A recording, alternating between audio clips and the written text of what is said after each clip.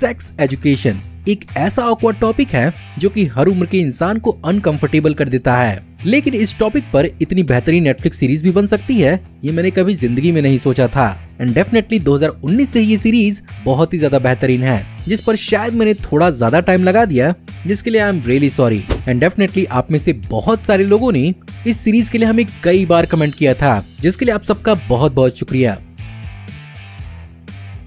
तो चलिए इसी नोट पर जानते हैं 15 अमेजिंग, माइंड ब्लोइंग और awesome Netflix sex education series facts, वो भी भारी भरकम स्पॉयलर्स और माइनर 18+ वार्निंग के साथ, क्योंकि आज की वीडियो में पता चलने वाला है कि एक्चुअली इस सीरीज को क्रिएट करने का आइडिया ओरिजिनली आया कहां से था, कहां एक्चुअली एग्जिस्ट करता है मॉडल रियल लाइफ में, कैसे एक्चुअली फिल्म किए गए थे वैसे वाले सीन, सीजन 2 की ओरिजिनल एंडिंग आखिर क्या होने वाली थी, और इस सीरीज का आखिर सीजन 4 कहां है। ये और बहुत कुछ आपका इस वीडियो में इंतजार कर रहे हैं तो देर किस बात की। हे गाइस, मेरा नाम है पंकज सागर और आपका स्वागत है गेमों को हिंदी के एक और फ्रेश वीडियो में। Now without wasting any more time, let's get started. Netflix की superhit television show sex education को क्रिएट किया था स्क्रीन राइटर लॉरी नन ने, और जैसा कि लॉरी नन की हाई स्कूल के जमाने में भी किसी प्रकार का प्रॉपर सेक्स एजुकेशन स्कूल में डिस्कस नहीं किया जाता था, उन्होंने इस तरह के आइडिया को कंटेम्पलेट किया कि क्या होगा कि अगर एक टीनेज बच्चा सेक्स थेरेपी की जिम्मेदारी किसी स्कूल में उठाने लगे। और साथ ही साथ इस सीरीज को नया फ्लेवर देने के लिए और यंग जनरेशन से रिलेट करने के लिए late American director John Hughes की कई सारी मूवीज से इंस्पिरेशन लेकर इस सीरीज को डेवलप किया गया, जिसमें आप उनकी मूवीज द ब्रेकफास्ट क्लब और प्रिटी इन पिंक के कई सारे रेफरेंसेस और हिंट्स को इस सीरीज के अंदर भी नोटिस कर सकते हैं। बात अगर मॉडल की जाए तो रियल लाइफ में ऐसी कोई जगह एग्जिस्ट ही नहीं करती, और ये इस सीरीज के लिए एक्चुअली कम्प्लीटली फिक्शनल बनाई गई थी, जहां पर इसके क्रिएटर लॉरी नन ने इस बात को एक्सप्लेन करते हुए बताया कि वो इस सिटी को एक्चुअली एक टीनेज यूटोपिया की तरह बनाना चाहती थी, जो बेसिकली एक टीनेजर्स की कॉमिक बुक की तरह लगता हो। यही कारण है कि सीरीज के अंदर कई सारे चटकीली कपड़े और एस्थेटिक्स का इस्तेमाल किया गया है।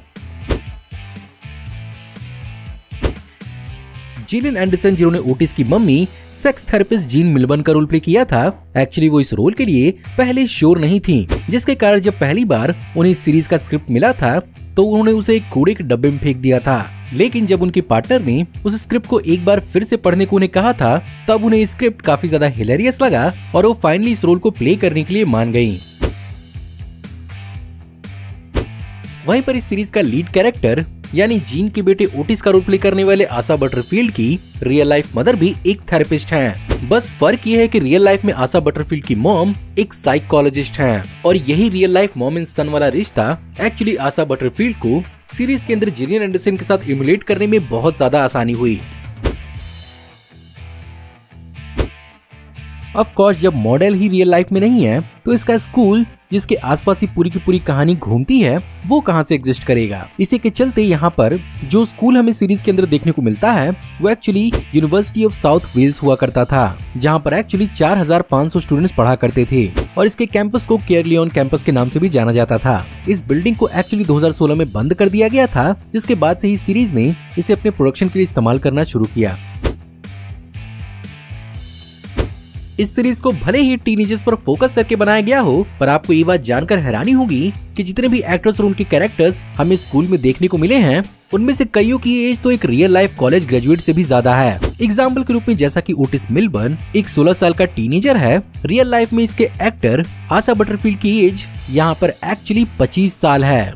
इसके अलावा ओटिस की बेस्ट फ्रेंड एरिक का रोल प्ले करने वाले नकुटी गाटवा का एज एक्चुअली 30 साल है। वहीं पर मेव वाइली का रोल प्ले करने वाली एमा मैकी की एज 27 साल है, और यहाँ पर on the average her student के एक्टर की एज 25 साल या उससे ज्यादा ही है। लेकिन वहीं पर अगर बात की जाए स्टूडेंट्स में सबसे ओल्डेस्ट एक्टर की, तो वो एक्चुअली लिली इंगलहार्ट की एक्ट्रेस तानिया रेनॉल्ड्स हैं, जिनकी रियल लाइफ में एज 31 साल है।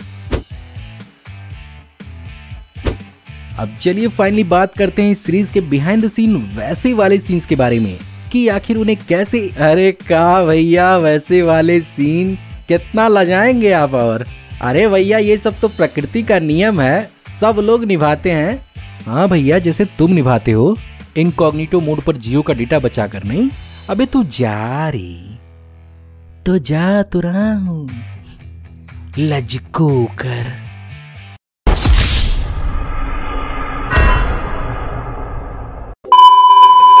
All right. इस सीरीज के अंदर behind the scene sex scenes को शूट करने के लिए यहाँ पर एक्चुअली एक इंटीमेसी कोऑर्डिनेटर और एक्सपर्ट को हायर किया गया था, क्योंकि 2019 के जमाने में #MeToo मूवमेंट अपनी जोर पर था। ऐसे में बिहाइंड द सीन किसी भी प्रकार की कंफ्यूजन न रखने के लिए और एक सेफ और कंफर्टेबल माहौल को क्रिएट करने के लिए ब्रिटिश मूवमेंट डायरेक्टर इटा ओब्रायन को हायर किया गया था। और इन सीन्स के अंदर एक्चुअली कुछ भी इम्प्रोवाइज्ड या ऑफ द लिमिट्स नहीं है और हर चीज को बेसिकली किसी डांस परफॉर्मेंस की तरह कोरियोग्राफ किया गया था। साथ ही साथ जहाँ पर भी आपको एक्टर्स इंटीमेट या न्यूड नजर आते हैं, वहाँ पर एक्चुअली स्किन कलर्ड और स्किन टाइट आउटफिट्स का इस्तेमाल किया गया था। वहीं पर अगर बात आउटफिट्स की चल रही है तो इस सीरीज को कलरफुल बनाने में कैरेक्टर्स और उनके आउटफिट एक बहुत बड़ा रोल प्ले करते हैं, जहां पर एक्चुअली इस सीरीज के प्रोडक्शन में 50 से 100 एक्टर्स के लिए तकरीबन 1500 आउटफिट्स तक को डिजाइन किया गया था। और एक्चुअली कई कैरेक्टर्स की कई अलग अलग प्रकार की आउटफिट और उनके वर्जन्स हैं। एंड ऑफ कोर्स इन सारे के सारे लोगों को संभालने और इन्हें कोऑर्डिनेट करने के लिए भी एक सेपरेट पर्सन को अलॉट किया गया है, जो कि है crowd assistant director Michael Williams, जो कि सारे के सारे सपोर्टिंग एक्टर्स को मैनेज करने का काम करते हैं, जहां पर वो उनके लुक्स, वार्डरोब और मेकअप को भी मैनेज करवाते हैं और किसे कब कैमरा में कहां दिखना है इसका ध्यान रखते हैं। वहीं पर अगर बात किया जाए एक्चुअली सीरीज के फिल्मिंग की, तो इस सीरीज को एक्चुअली वेव वैली के लोकेशंस के आसपास फिल्म किया गया है, जो कि इंग्लैंड और वेल्स के बीचों बीच में है। और यहीं के कई सारे छोटे विलेज, सिटी और लोकेशंस का ही इस्तेमाल किया गया है। साथ ही साथ स्विमिंग पूल के कई सारे सीन्स को यहाँ पर न्यूपोर्ट इंटरनेशनल स्पोर्ट्स विलेज के अंदर शूट किया गया था। इसके अलावा 3rd सीजन को कैंट कंट्री में भी शूट किया गया था। इसके अलावा अगर आप इस सीरीज को किसी और मीडियम में एंजॉय करना चाहते हैं तो आपके पास वो भी मौका है, जहां पर आप एक्चुअली इसका एक जापानीज मैंगा भी पढ़ सकते हैं अगर आपको जापानीज आती है तो। जहां पर एक्चुअली 15 जुलाई 2022 से जॉन टेराशीन की इलस्ट्रेशन पर बेस्ड कादोकावा कॉर्पोरेशन की कॉमिक ब्रिज कंपनी ने इसके ऑनलाइन मांगा को पब्लिश करना शुरू किया था। इसके अलावा अगर बात की जाए सीरीज के अंदर किसी ओरिजिनल आइडिया की, तो यहाँ पर सीजन 2 का एंडिंग एक्चुअली बहुत ही ज्यादा डिफरेंट होने वाला था, जहाँ पर एक्चुअली जैसा कि हम देखते हैं कि आइजैक एक्चुअली ओटिस के मैसेज को मेव के फोन से डिलीट कर देता है। अल्टरनेट सीन के अंदर एक्चुअली ओटिस और मेव एक दूसरे को कन्फ्रंट करते और एक दूसरे की तरफ स्माइल करते, जो एक्चुअली 3rd सीजन को एक बहुत ही पॉजिटिव नोट के साथ शुरू करती। वहीं पर हर सीरीज की फेमस होने के पीछे ऑडियंस का रुझान और व्यूअरशिप होता है। और अगर बात की जाए इस सीरीज के व्यूअरशिप की, तो यहाँ पर एक्चुअली नेटफ्लिक्स के टॉप 10 व्यूअरशिप के हिसाब से सेक्स एजुकेशन को 447 मिलियन 12 सितंबर से 24 अक्टूबर 2021 के आसपास देखा गया था, जब इसका एक्चुअली 3rd सीजन रिलीज हुआ था। बात करें अगर इस सीरीज के अवार्ड और नॉमिनेशन की, तो ऑफ कोर्स इस सीरीज को भी बहुत सारे अवार्ड्स के लिए नॉमिनेट किया गया था, जहां पर 2019 में बाफ्टा स्कॉटलैंड अवार्ड्स के अंदर बेस्ट टेलीविजन एक्टर के लिए नकुटी गाटवा को नॉमिनेट किया गया था। इसके अलावा उसी साल MTV movie and TV awards के अंदर बेस्ट किस और बेस्ट ब्रेक थ्रू परफॉर्मेंस के लिए भी इस सीरीज को नॉमिनेट किया गया था। लेकिन जो अवार्ड इसे मिले हैं वो हैं 2020 के न्यूपोर्ट बीच फिल्म फेस्टिवल अवार्ड, जिसके अंदर आशा बटरफील्ड को आर्टिस्ट ऑफ डिस्टिंक्शन का अवार्ड मिला था। इसके अलावा ब्रिटिश LGBT अवार्ड्स के अंदर मेट्रो मीडिया मूवमेंट का अवार्ड सेक्स एजुकेशन को मिला। बाफ्टा स्कॉटलैंड अवार्ड्स के अंदर इस बार नकुटी गाटवा को 2020 में बेस्ट एक्टर का अवार्ड मिला। इसके अलावा बाफ्टा टीवी अवार्ड्स के अंदर बेस्ट फीमेल कॉमेडी परफॉर्मेंस का अवार्ड 2021 में एमिली वुड को मिला।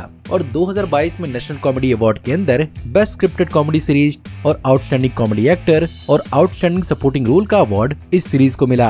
इसके अलावा टेलीविजन बुलडॉग अवार्ड्स के अंदर म्यूजिक, एडिटिंग और इंटरनेशनल एमी अवार्ड्स के अंदर बेस्ट कॉमेडी सीरीज का भी अवार्ड इसे मिला। अब सबसे जरूरी चीज कि आखिर इस सीरीज का सीजन 4 कहाँ है। ऑफ कोर्स मुझे नहीं लगता कि इस हिट सीरीज को नेटफ्लिक्स कभी ऐसा ही जाने देगा, जहां पर एक्चुअली कॉस्मोपॉलिटन ने इस बात की कंफर्मेशन दी थी कि इसके सीजन 4 को नेटफ्लिक्स ने कंफर्म तो कर दिया है, लेकिन फिलहाल इसके सीजन 4 की अनाउंसमेंट नेटफ्लिक्स की तरफ से ऑफिशियली नहीं हुई है। जहां पर इस बात की एक्चुअली उम्मीद लगाई जा रही है कि इसी साल की फरवरी से इस सीरीज पर काम चालू हो सकता है। जहां पर एक्चुअली जीन मिल्बर्न का रोल प्ले करने वाली जेनिफर एंडरसन ने भी अपने इंस्टाग्राम पेज पर इस सीरीज के बिहाइंड द सीन एक मेकअप की पोस्ट भी अपडेट की थी। साथ ही साथ साउथ वेल्स के एक लोकल न्यूज नेटवर्क के हिसाब से इस सीरीज के 4थे सीजन के प्रोडक्शन के लिए यंग हाई स्कूल स्टूडेंट्स के एक्स्ट्रास की स्काउटिंग भी हो रही है। तो मोस्ट प्रॉब्ली हो सकता है इस साल चौथे सीजन की प्रोडक्शन एक्चुअली कंप्लीट हो जाए और पॉसिबली हमें हो सकता है कि 2024 में इसका सीजन देखने को मिल ही जाए। सो गाइस, ये थे 15 amazing mind blowing awesome success education series facts. मैं उम्मीद करता हूँ कि आपको आज की वीडियो पसंद जरूर आई होगी, और अगर आपको आज की वीडियो पसंद आई हो तो प्लीज वीडियो को लाइक जरूर करिएगा। और हाँ, हमें कमेंट में जरूर बताइएगा कि आपको इस सीरीज के बारे में और कौन कौन से फैक्ट्स मालूम है और आपको ये वीडियो कैसी लगी। हमारी आने वाली ऐसी ऑसम वीडियोस को देखते रहने के लिए हमारे चैनल को सब्सक्राइब करिए, बेल वाले आइकन को दबाइए और हमारी वीडियोस को बिना मिस किए एंजॉय करते रहिए। और अगर आप चाहें तो इस वीडियो के लिंक को अपने दोस्तों को इसके बीच में जितना हो सके उतना शेयर करें। Thank you for watching, see you in the next video. Till then take care, good bye.